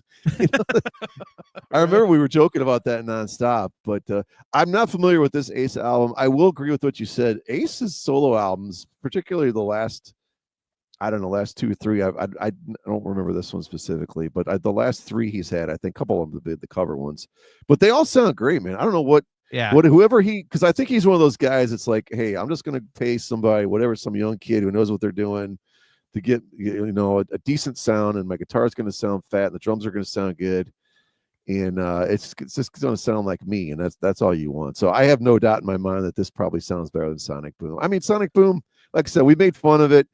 I think it's Kiss, like borderline almost making a parody of themselves, which I don't know if any band could possibly do that more than Kiss, it would be Kiss, right, themselves. I mean, but I don't think it's intentional. I think they were trying to go back to the fun. Even looking at the album cover, it's like, it kind of reminds you like Rock and Roll Over. They're kind of trying to go back to those first 4 album days, whatever. And it's fine. Sonic Boom's fine for what it is. I mean, I'm never gonna sit there and go, God, I really want to hear these songs. I would probably go back. I would go check out the Ace Frehley album, and I'd probably come back to that one. Yeah. Well, dude, again, like the production, ironically, it's much fatter than you would expect, especially back then. It's what, 16, 17 years ago.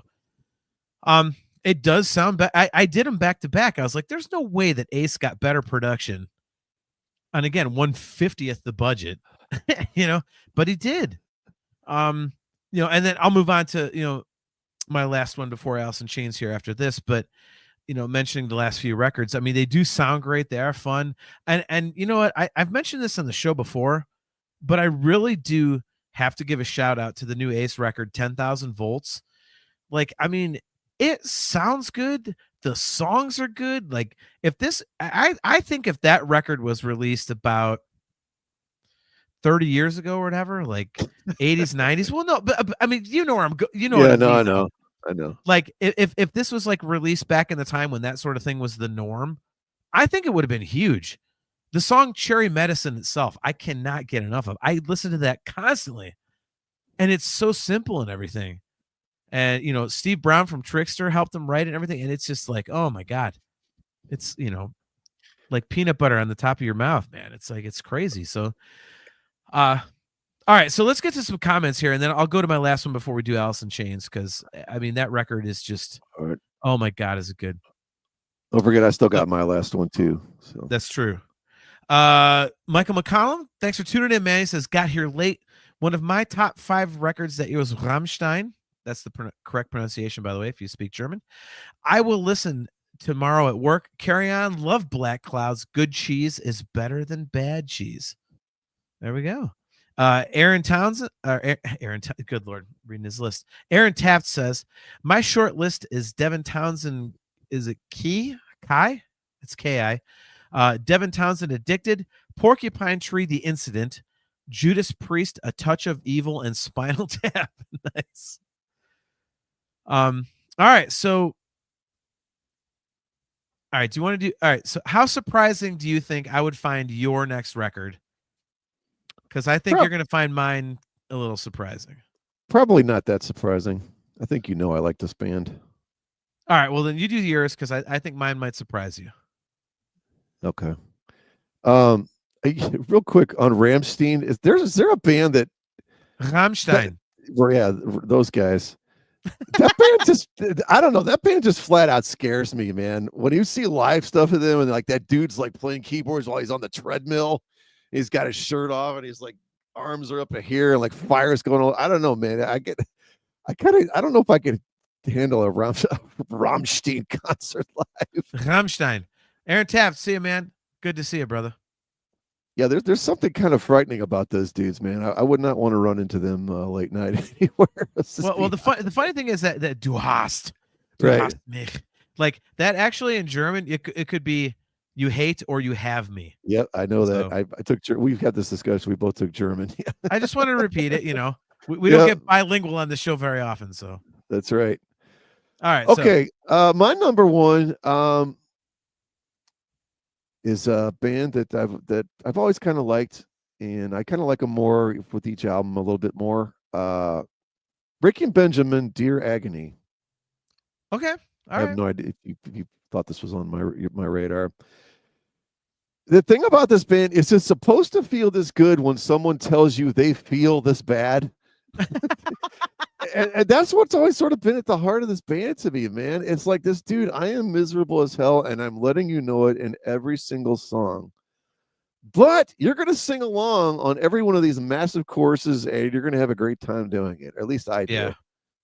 Yeah, of course. I mean, the very first song, Fade Away, yes, that's the same riff that's in the Diary of Jane. Okay, it's in Fade Away, but who cares? I mean, they recycle a lot of their same riffs. I Will Not Bow, pick up the tempo a little bit. Another great chorus. Other standouts, I love Give Me a Sign, Hopeless, Anthem of the Angels, Lights Out Without You, and probably my favorite song in the entire Breaking Benjamin catalog, and I'm going to try to do this without losing it, is Dear Agony. I have a whole new meaning with that song in my existence after what happened with my dad. Special place, seriously, with that song. Yep.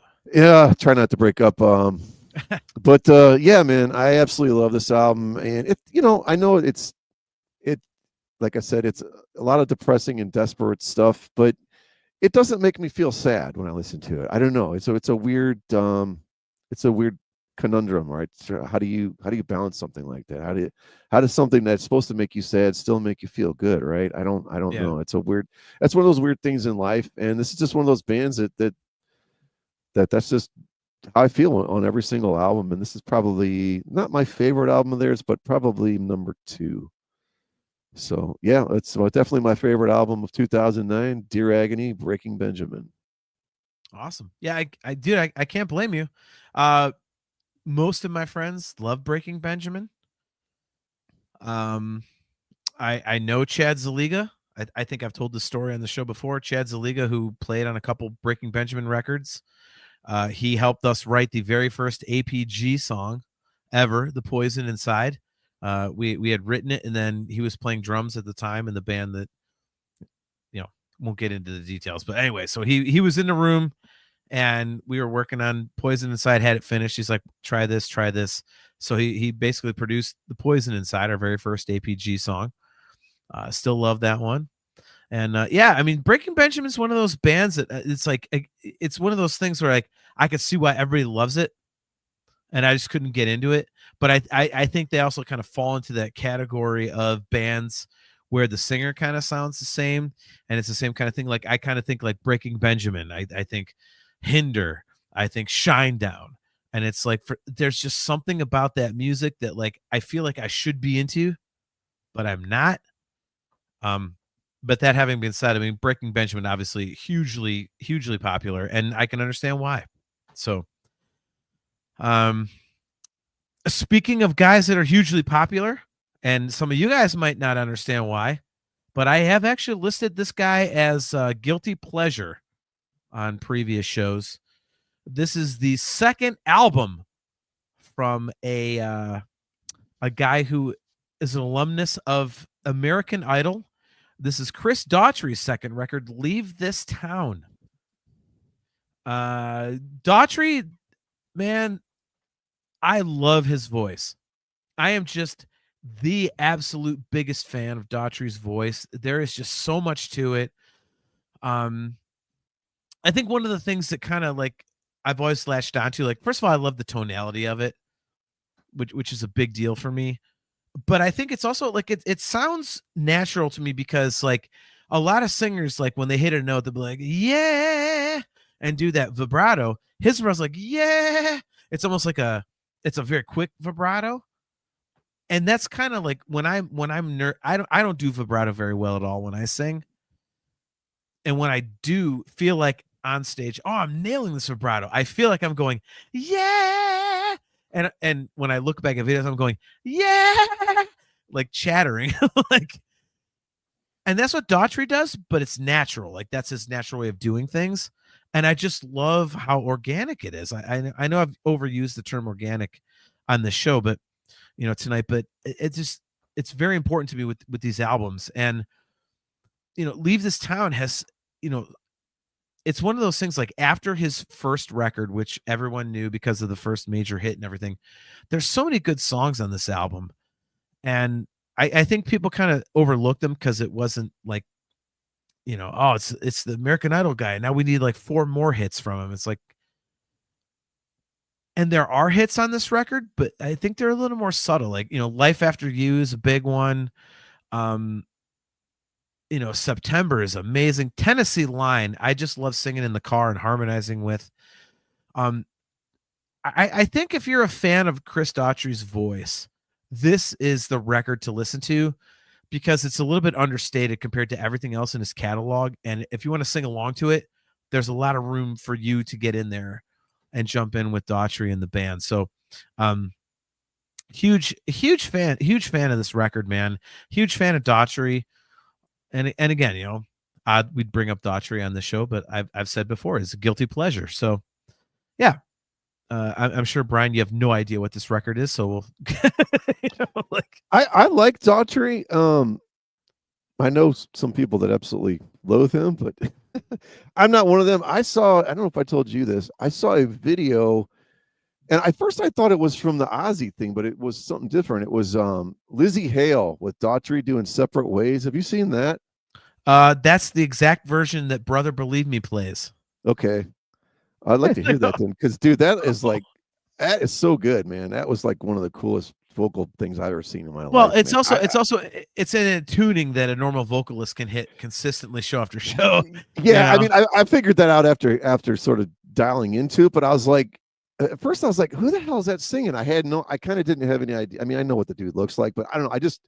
It just wasn't hitting me until sort of at the end when his name flashed. I'm like, oh my God, that's Daughtry. I mean, I knew that was Lizzie Hale, obviously. Yeah. But yeah, man, that's a killer version, man. Cale McLeish, because Lizzie equals good. Are you sure? I mean, because Lizzie equals God. She is amazing. What a fucking singer, man. Holy crap. Doug McCauley, great to see you. Our boy Doug McCauley.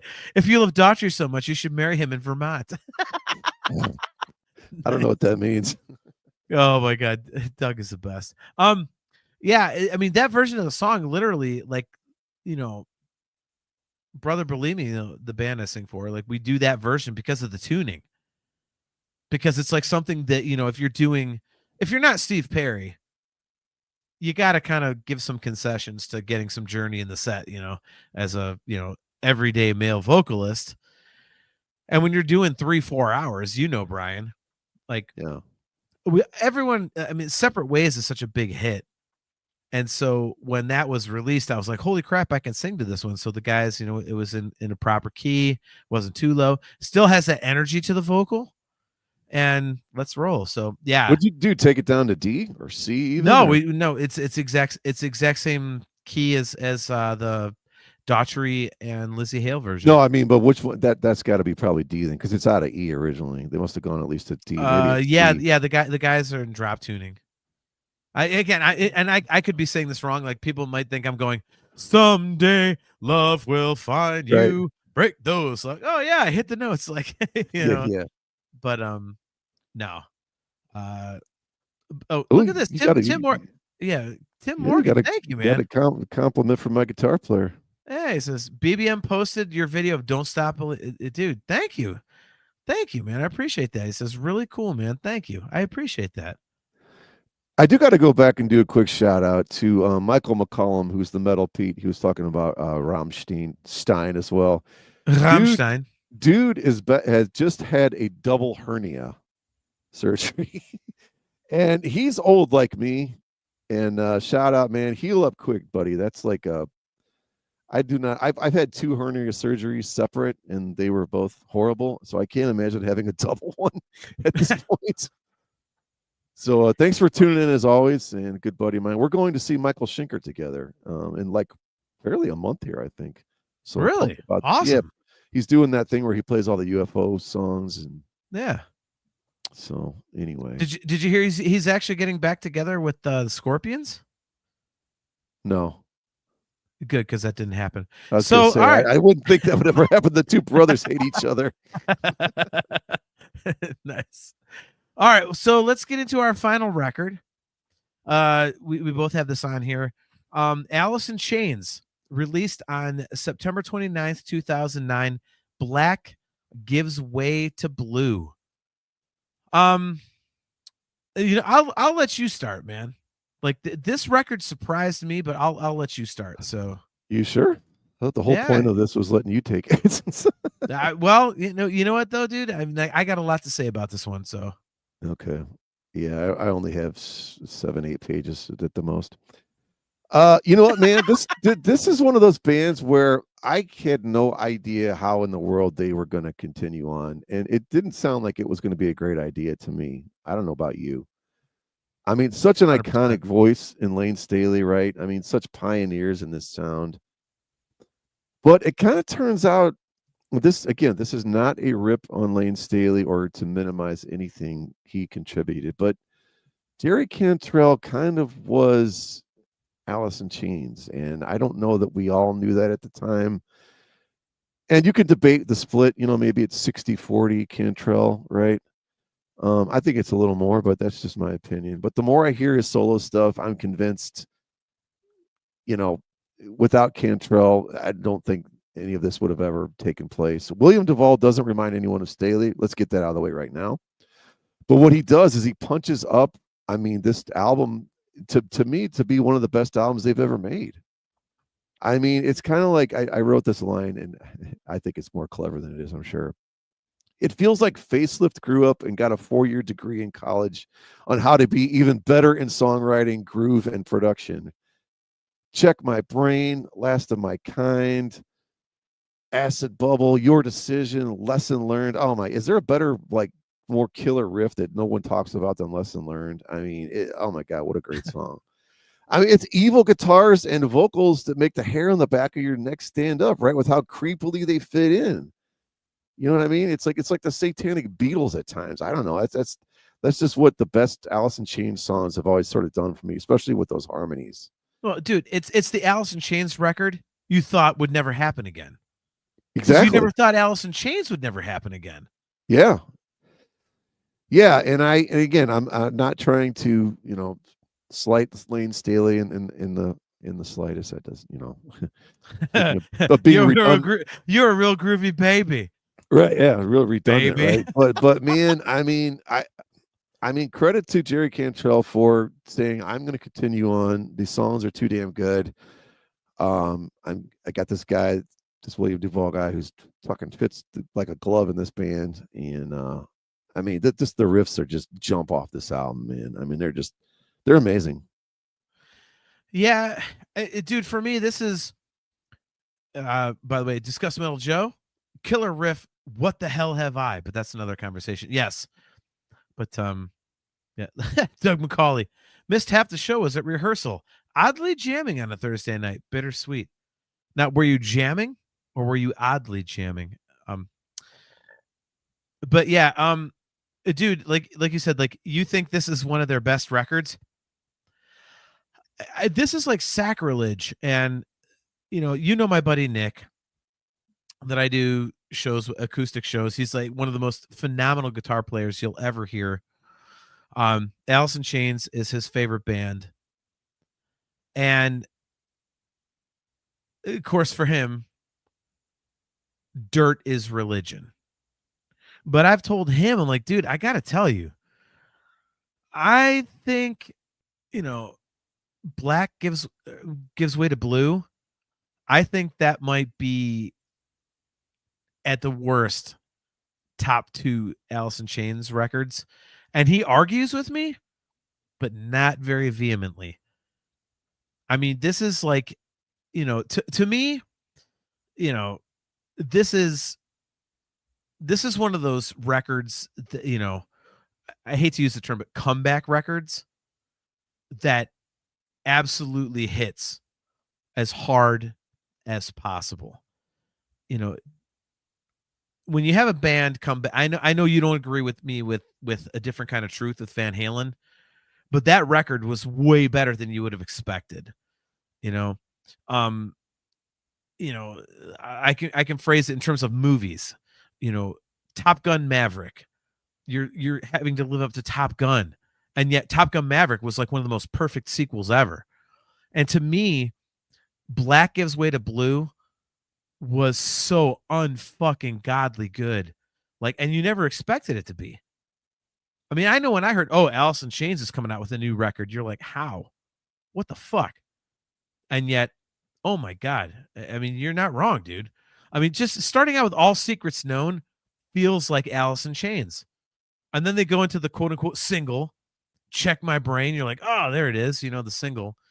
And then Last of My Kind comes in, like kind of, and then Your Decision, you've got that kind of acoustic thing going on. And then after Your Decision, which is kind of a mellower, straightforward acoustic thing, you get A Looking In View.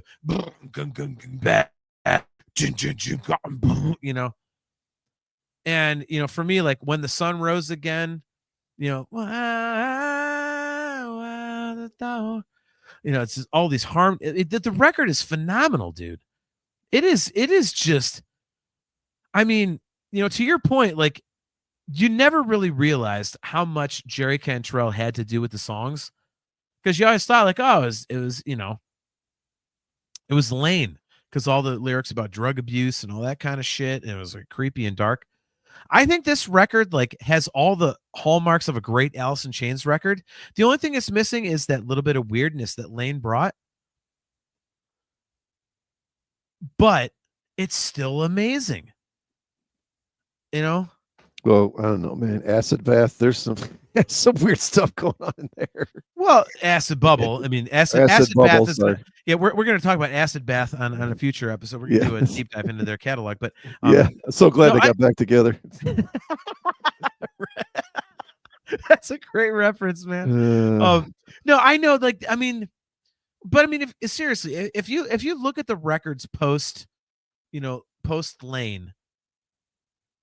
I think, God put dinosaurs here. It's just all sludgy and boring and slow and like, but the other couple records, like, I mean, they're pretty good. Rain or Fog, I'm actually a big fan of, but this one, I mean, controversial. I'll say for fans, I think fans think this is an awesome record. For me, and this is going to piss people off who love Dirt, which is pretty much every Alice fan. This is my favorite Alice in Chains record. Oh, wow. Yeah. And dude, ending it with Black Gives Way to Blue, Jerry said he wrote it about Lane. And I think, I was listening to it on the way home today, getting, prepped up for the show. It's 3 minutes and 4 seconds. There's barely any lyrics to it. Like it's, 2 verses, 2 choruses out, whatever, acoustic guitar, piano. Like to end a record like that and basically to say, hey man, it's, I wrote this record for you and we're still going is this kind of thing. And I'm still hurting over you. That's just, man. I mean, this record is just phenomenal. It's so good. And it's so good. Like no one ever expected it to be this way. Like Alice in Chains still has a career because of this record. Like they could be Guns N' Roses, like where they're still touring like 10 years later off of, Appetite and Use Your Illusion.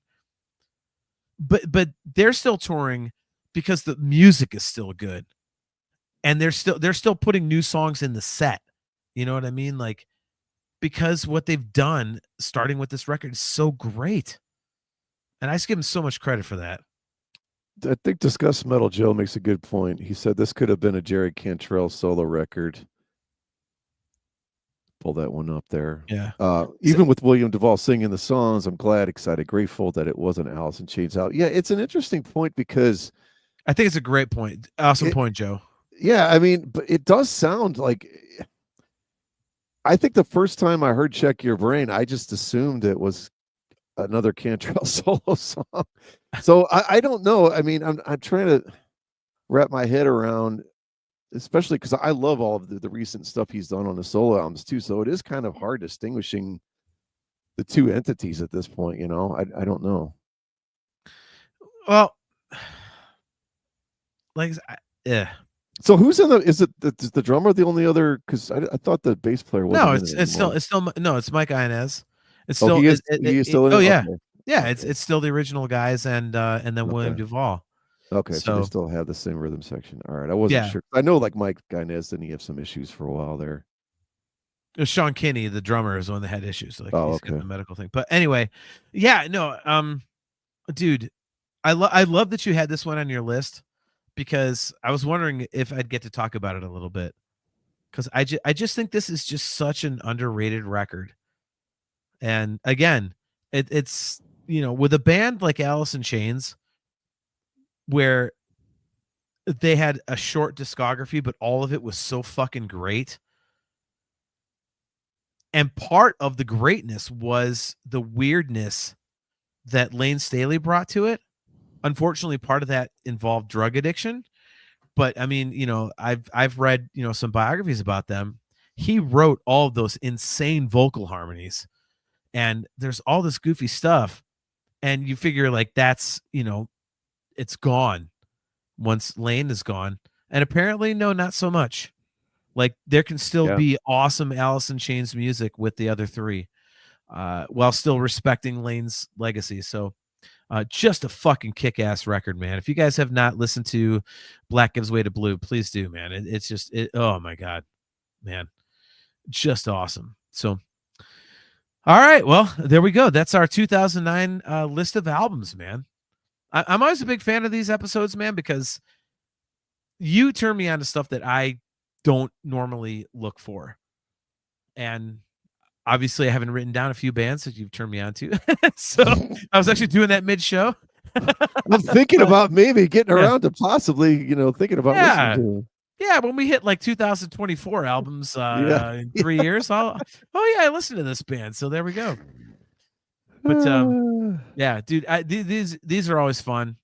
Appreciate all you guys in the chat for tuning in. Tim Morgan, Kale McLeish, obviously Chaz, Luke the composer. Again, guys, go to our Discord channel. I don't know how to promote it very well because I'm terrible at Discord, but if you look up Talking Into Infinity and you find it, Luke is posting his stuff in there. Thanks to all you guys for tuning in again. Brian, great episode. We are going to have some more insanity here 2 weeks from now. It will be Thursday, August 22nd at 7:30 p.m. Eastern Standard Time. And we'll figure out what we're doing, but we have several ideas up our sleeve. And guys, if you are not subscribed to our YouTube channel or that of the CMS Network, please hit the like button, hit the subscribe button, smash that notification bell so that you are notified every time we go live. Any final thoughts, Brian, before we dump out for tonight? Just to correct your math, it'll be Thursday, August 21st. This is the 7th. Shit. All right. Thank you. All right. I finally wasn't the person that messed up something. No, yeah. I was like, yeah. No, man, bad. that was fun. A real quick thing on that Alice in Chains. Last Friday, I think when I was working, I was just going through Spotify. I'm like, what's some stuff I haven't checked out in a while or whatever. And it literally pulled up this. I pulled up this Alice in Chains, which just so happened to be 2009 as well. So that was a kind of a really weird coincidence, man. Yeah, a lot of good albums came out that year that I was not aware of when I first started this, and I missed a couple again, which I always do. And I got one in there that isn't even in there, so we might have to do 2010. Maybe we'll just do every freaking year, so we have more episodes, right? Right, exactly. That'll be part of our Patreon if we start doing that. Yep. All right, so I teased it. I had to mess with Kale, so full disclosure, I've been screwing with Kale all night. Kale said that his number one is going to get people riled up. So I made sure to go into the close before we got to Kale. So Kale says, I guess that hype was for nothing. Kale thinks his number one is going to throw people off and get people pissed off. So Kale, what is your number one record? And by the way, give me credit when we talk later for, he seems to think. Will we really get pissed off? I mean, well, he thinks I'm going to throw a fit. I was already joking with him all day that Carnival, I was like, yes, Kale, Carnival put her out of. Carnival is a big band for Kale, So I had to. Maybe it was number one in Australia. You never know. Ah, shit! Are you kidding me? Kale's number one record of 2009, Full Circle by Creed. Yeah, there was a Creed comment I saw earlier. I wasn't sure what that was all about, but did it say Creed sucks? It said something about it. When you put me in solo, it was you getting a chance to write down all the things you're going to rip on about Creed, so you could come back and solo that. Oh, Kale. That was the most anticlimactic number one I've ever heard because Creed is shit. I don't understand why they were ever popular. Well, no, I can't even say that. I understand why they were popular, but they were shit. They're still shit. You know what makes Creed good right now? The amazing live video graphics done by our amazing friend Wayne Joyner. That's why the tour is successful. Let's be honest. Nice save. No one really wants to go see Creed right now. What they want to see is the stage show, and Wayne Joyner made that happen. Wayne Joyner is making Creed a shitload of money. I think I'm going to hit up Wayne after the show and be like, dude, you should request a raise because you're making them millions and you need a cut of that. So I need him to help. I need him to help me with the band logo, but I don't even want to know what it would cost to actually get someone that good to do work for a dipshit like me. So I probably shouldn't even bother him. I can give you his contact information. Doug McCauley, Creed equals shit. Yes. All right, so Kale's going to explain, and then we'll dump out after this because I know we've been going a little bit longer than usual. He says, actually, living in 2009 as an 11-year-old, that was an important album to me. Sound Awake by Carnival is the biggest one for 27-year-old me, but Full Circle was vital to me then. All right. Kale, I will give you that for influence. I mean, I can't rip you for that. But dude, at 11, I wasn't listening to any music hardly. Were you? I was more like 13 before I started getting into. At 11, that would have been Permanent Vacation, Hysteria, 5150, obviously. Ultimate Sin, because next year, obviously, 88 when I was 12 was OU812, and then off we go. So, yeah. Well, you started then, huh? Nice. Yeah, well, like I've said many times on the show, I discovered Van Halen at age 8 and then went down the rabbit hole. So, And also 1988 completely changed the trajectory of what I listened to because And Justice for All. So, and Operation Mindcrime. So there you go. The 3 most influential. Well, it's no Full Circle by Creed, John. Let's just be real. All right. I'm ending the stream. Fuck this. Well, Kale, thanks for bringing that up, man. Guys, thank you so much for tuning into the chat. We love you guys. Again, we will be right back here as Brian corrected me. Thank you very much. We'll be right back here on Thursday, August 21st at 7:30 p.m. Eastern time. If you are not already subscribed on our YouTube channel or that of the CMS Network, please do so. Like, subscribe, hit the notification bell, all that happy, crappy shit. Yeah, dude, guys, have a great weekend. Have a great next couple weeks. I'm having an awesome time with my grandson these last couple weeks, and I've got more to come. So I'll be playing a shitload in the next few weeks. Brian, I'm sure you have a few gigs, and I do. Yeah. So, guys, take care of yourselves, man. What a fun episode, man. I always love doing this stuff. Brian, thank you very much for obviously opening me up to bands I want to listen to but won't. Exactly. And guys, love you guys. Thank you so much. We'll see you in 2 weeks.